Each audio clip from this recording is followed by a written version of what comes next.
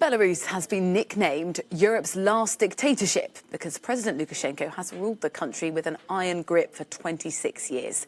During that time, the country has gone from a former Soviet republic to a place with a troubled relationship with Moscow. Richard Good looks at what the future may hold. On the streets of Minsk, reminders of the communist past are everywhere. And nearly 30 years since splitting from the Soviet Union, unresolved questions about national identity underpin this presidential election. The end of the Warsaw Pact left Belarus squeezed between Russia to the east and the European Union to the west. How to manage this situation became a defining question. The red and white flags of the opposition have anti-Moscow connotations.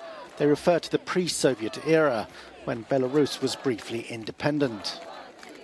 The official flag is red and green, as it was during the time of the USSR. First with Boris Yeltsin and then with Vladimir Putin, the early years of President Lukashenko's rule were marked by warm ties with Russia.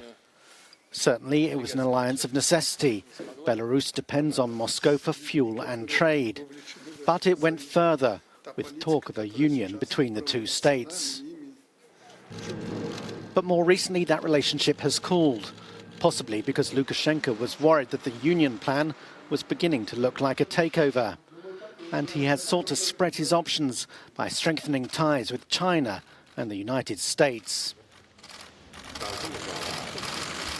A meeting with US Secretary of State Mike Pompeo last year was seen as a potential new opening for Belarus.